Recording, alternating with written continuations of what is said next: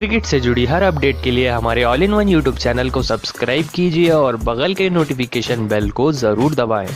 दोस्तों, अगर आप भी महेंद्र सिंह धोनी को एक बेहतरीन खिलाड़ी मानते हैं तो इस वीडियो को दिल से लाइक एक बार जरूर करते हुए जाएं। दोस्तों, राजस्थान रॉयल्स बनाम चेन्नई सुपर किंग्स का आईपीएल 2022 का 68वां मुकाबला शुरू हो चुका है। दोस्तों, टॉस की अगर हम बात करें तो इस मुकाबले में चेन्नई सुपर किंग्स के कप्तान महेंद्र सिंह धोनी ने टॉस जीता और टॉस जीतते ही महेंद्र सिंह धोनी ने पहले बल्लेबाजी करने का फैसला किया।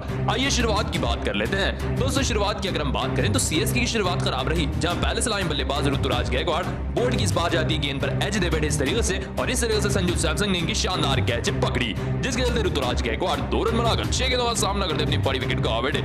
उनके बाद डिवियन कॉनवे भी इस तरीके से स्टंप्स के सामने बीचों बीच पाए गए और रिव्यू भी इन्हें बचा नहीं पाया और अश्विन के हाथों एलबीडब्ल्यू आउट हो गए। 16 रन बनाकर 14 गेंदों का सामना करते कॉनवे, लेकिन पावर प्ले का भरपूर फायदा उठाया मोइन अली ने और सिर्फ 19 गेंदों पर अपना तूफानी अर्धशतक लगा दिया तूफानी बल्लेबाजी से और अंत तक इन्होंने तूफानी बल्लेबाजी की। दोस्तों, मोइन अली की बल्लेबाजी शैतानी हुई शुरुआती 6 ओवरों में, लेकिन दूसरे एंड से विकेटों का पतंग जारी रहा। इस तरीके से जगदीशन मैकॉय की गेंद पर सामने खड़े फील्डर रियान पराग को अपनी कैच दे बैठे और 1 रन बनाकर 4 गेंदों का सामना करते हुए जगदीशन आउट हुए। दोस्तों, इनके बाद इस तरह से अंबती रायडू भी युजवेंद्र चहल की गेंद पर एज दे बैठे और स्लिप में खड़े देवदत्त पडिक्कल ने शानदार कैच पकड़ी, जिसके चलते अंबती रायडू भी 3 रन बनाकर 6 गेंदों का सामना करते अपनी बड़ी विकेट गवा बैठे। लेकिन दूसरे एंड से मोइन अली की तूफानी बल्लेबाजी बरकरार थी, लेकिन रनों की गति काफी ज्यादा कम हो चुकी थी क्योंकि महेंद्र सिंह धोनी के हाथ से शॉट्स नहीं लग रहे थे। 228 गेंदों का सामना करते 26 रन लगाकर चहल की इस गेंद पर बड़ा शॉट खेल बैठे धोनी और जॉस बटलर ने इस तरीके से कैच पकड़ ली, जिसके चलते धोनी 28 गेंदों का सामना करते हुए सिर्फ 26 रन लगाकर आउट हुए।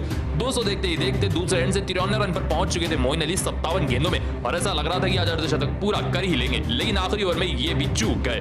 दोस्तों, मैकोई की ये गेंद थी, सामने का शॉट गिरा मोइन अली ने, गेंद हवा में जा रही थी और फील्डर ने इनकी कैच पकड़ी बाउंड्री पर। 53 रन बनाकर 57 गेंदों का सामना करते एक बेहतरीन पारी खेलकर मोइन अली आउट हुए, जिसके चलते 150 रन लगा दिए चेन्नई की टीम ने 6 विकेट के नुकसान पर अपने निर्धारित 20 ओवर में।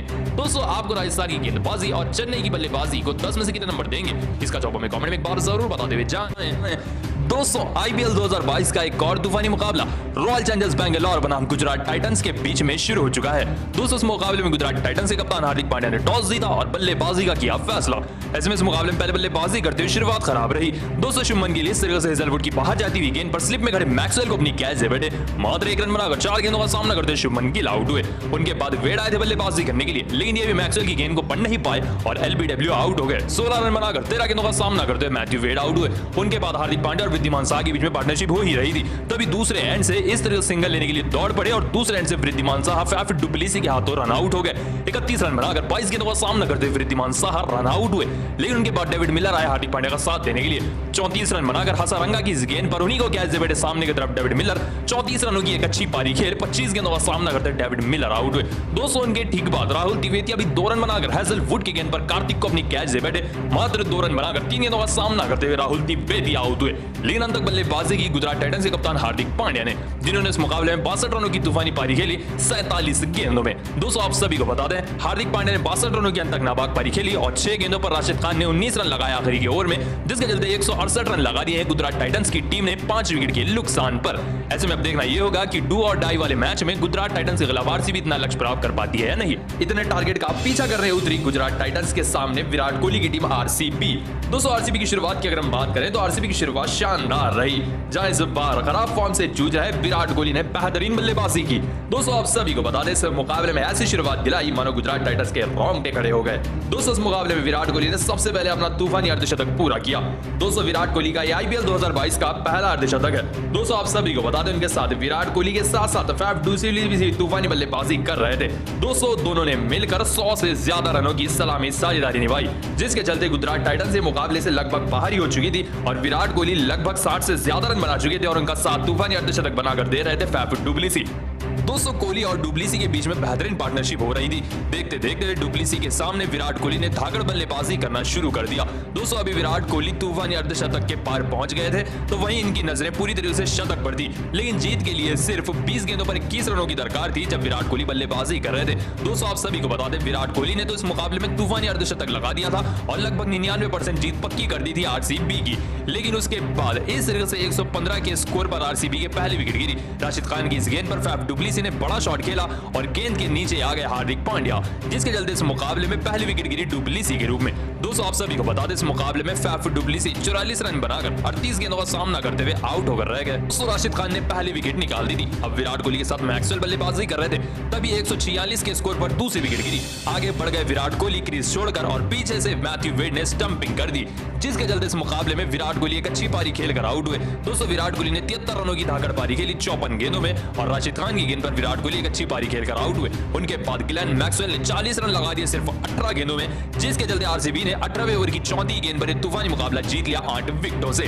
अब प्लेऑफ की रेस में नंबर 4 की पोजीशन पर आ चुकी है आरसीबी की टीम। दोस्तों आपको क्या लगता है कि आरसीबी क्वालिफाई कर पाएगी या नहीं? इसका जवाब हमें कमेंट में एक बार जरूर बताते हुए जाएं। दोस्तों रिंकू सिंह ने कल रात हंगामा मचा दिया अपनी तूफानी बल्लेबाजी से।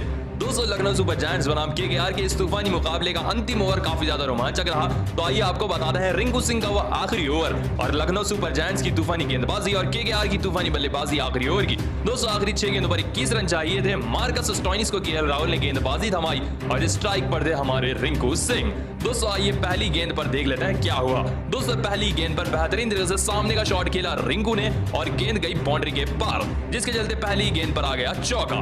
दोस्तों उसकी अगली ही गेंद पर रिंकू सिंह ने शॉर्ट गेंद पर घुमा दिया बल्ले को और गेंद जा रही थी अंतरिक्ष में, जिसके चलते इस गेंद पर आ गया छक्का और 2 गेंदों पर 10 रन आ चुके थे।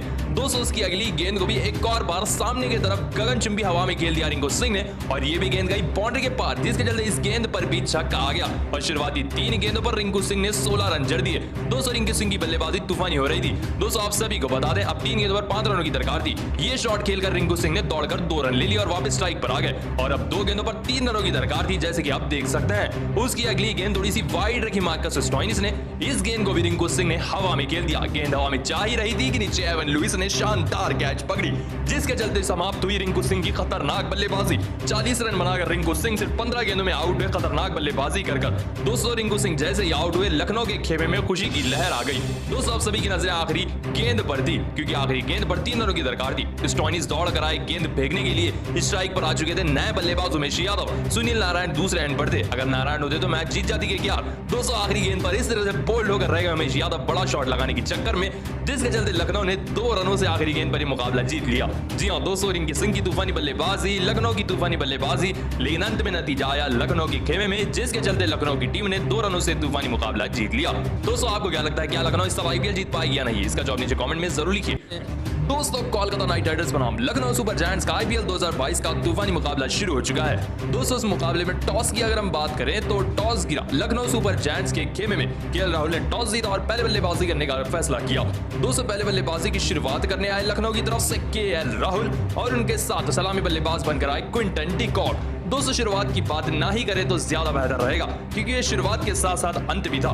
जी हां दोस्तों क्विंटन डी कॉक ने इस मुकाबले में तूफानी बल्लेबाजी की और उनसे भी खतरनाक बल्लेबाजी कर रहे थे केएल राहुल, लेकिन और उनसे खतरनाक मध्यक्रम में बल्लेबाजी की क्विंटन डी कॉक ने। दोस्तों इस मुकाबले में सबसे पहले क्विंटन डी कॉक ने अपना अर्धशतक पूरा किया, लेकिन अर्धशतक पर क्विंटन डी कॉक की पारी थमी नहीं।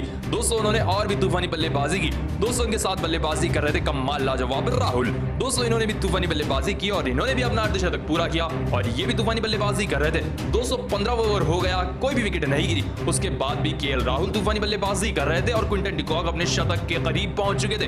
तभी क्विंटन डी कॉक ने इसी तूफानी शॉट के साथ अपना शतक पूरा किया। जी हां दोस्तों क्विंटन डी कॉक ने इस मुकाबले में तूफानी शतकीय पारी खेली। दोस्तों अंत तक क्विंटन डी कॉक ने 140 रनों की नाबाद पारी खेली और केएल राहुल ने 68 रनों की नाबाद पारी खेली और दोनों अंत तक 20 ओवर खेलकर नाबाद। दोस्तों इस मुकाबले में क्विंटन डी कॉक ने 140 रनों की तूफानी पारी खेली 70 गेंदों में 10 छक्के और 10 चौके लगाकर। केएल राहुल ने 68 रनों की तूफानी पारी खेली 51 गेंदों में, जिसके चलते 210 रन लगा दिए लखनऊ की टीम ने बिना कोई विकेट खोए। जी हां दोस्तों इन दोनों ही बल्लेबाजों ने 210 रन लगा दिए, वो भी पूरे 20 ओवर खुद ही खेलकर। ऐसे में इतने टारगेट का पीछा करने उतरी कोलकाता नाइट राइडर्स की टीम। दोस्तों केकेआर की शुरुआत बहुत खराब रही। दोस्तों इस तरह से मोहसिन खान की गेंद पर इनसाइड एज थे बैठे वेंकटेश अय्यर और पीछे क्विंटन डी कॉक ने शानदार कैच पकड़ी, जिसके चलते वेंकटेश अय्यर 0 रन बनाकर 4 गेंदों का सामना करते अपनी बड़ी विकेट गंवा बैठे।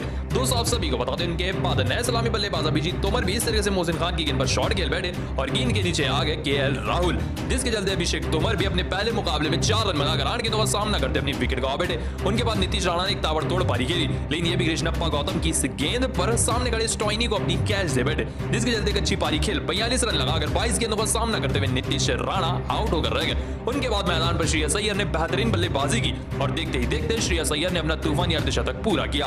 200 अर्धशतक का बनाने के बाद स्टॉइनिस की इस गेंद पर एक और बड़ा शॉट खेल बैठे इस तरीके से श्रेयस अय्यर, लेकिन गेंद के नीचे आ गए इस तरीके से दीपक हुडा, जिसके चलते इस मुकाबले में अय्यर 50 रन बनाकर 29 गेंदों का सामना करते आउट हुए।